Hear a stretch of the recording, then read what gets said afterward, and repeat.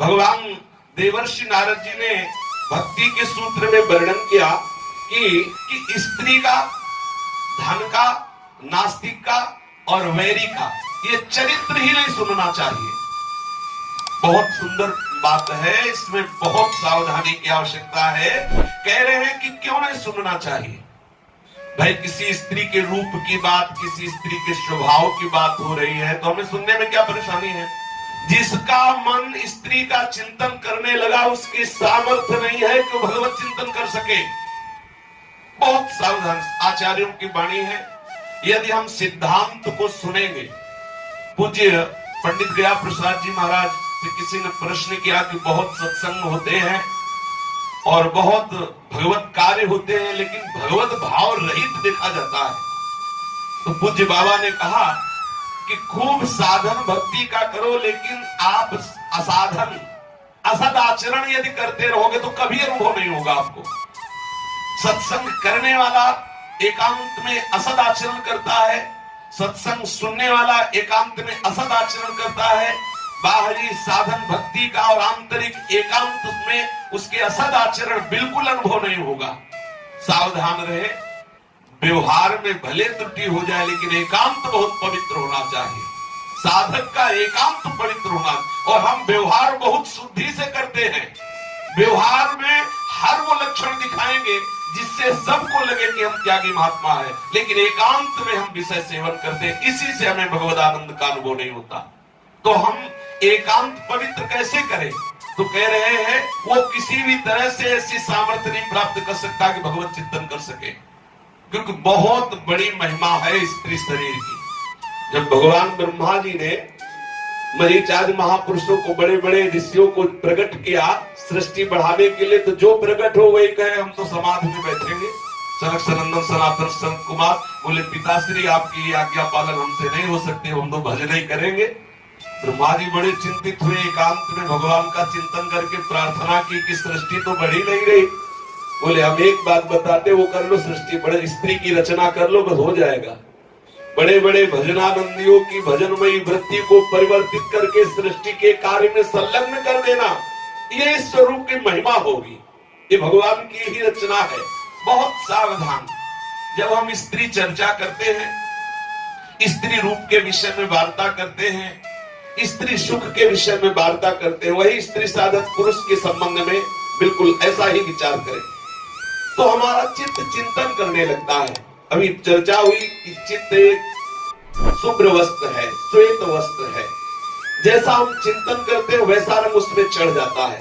यदि हम आंखों से स्त्री के स्वरूप को एकाग्रता से देखेंगे, श्रवणेंद्रिय से स्त्री सुख संबंधी वार्ता सुनेंगे, भोग विलास संबंधी बातें मनन करने लगेंगे, तो निश्चित हम भ्रष्ट हो जाएंगे, भगवत चिंतन बनेगा ही नहीं। स्त्री का चिंतन निश्चित काम को उत्पन्न कर देता है, तथा ये काम प्रेम मार्ग में सबसे अधिक बाधा है।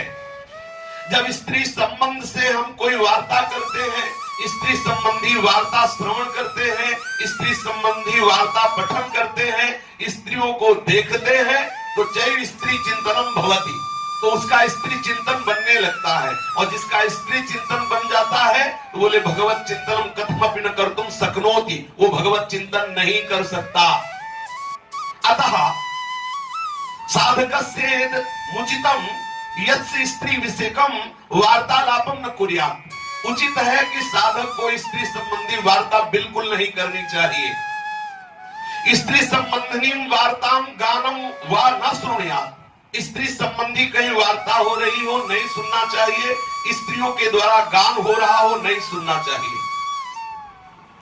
एक बार किसी संत से सुना कि यदि कोई पुरुष लौकिक गीत भी गा रहा हो तो बड़े खड़े होकर सुन ले, एकदम निषेध है, पर अगर सुन भी लिया तो ज्यादा फर्क नहीं पड़ेगा। लेकिन यदि स्त्री मधुर वाणी से गा रही और हाव भाव प्रकट कर, बिल्कुल मत देखना, भ्रष्ट होने में संशय नहीं है।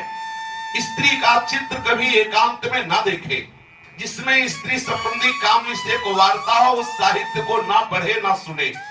तो सिनेमा आदि नाटक आदि जिनमें ऐसी हाव भाव प्रकट करने वाली अभिनेत्री आदि है, उनका दर्शन न करे। स्त्री के विषय में कोई आलोचना न करे, उस विषय में ही ना जाए।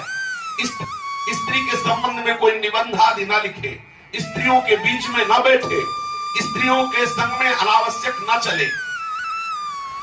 जो साधक गृहस्थ है वो अपनी विवाहिता पत्नी के सिवा किसी अन्य स्त्रियों से किसी भी तरह का संपर्क न करे। जो विरक्त साधक है वो संपूर्ण स्त्रियों से, जो गृहस्थ साधक है अपनी विवाहिता पत्नी के अलावा किसी से एकांत में न मिले, किसी से हंसी मजाक या आदि आदि। स्त्री संबंधी चर्चा, स्त्री संबंधी कथन चर्चा करना या श्रवण करना या चित्र दर्शन करना, ये सब साधक के नाश का कारण है।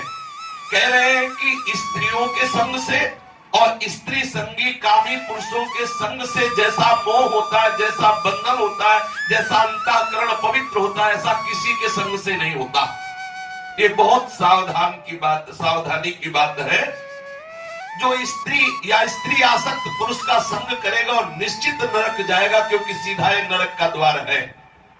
जैसे पुरुष साधक के लिए स्त्री सर्वथा त्याज्य है, ऐसे स्त्री साधक को पुरुष का संग सर्वथा त्याग देना चाहिए।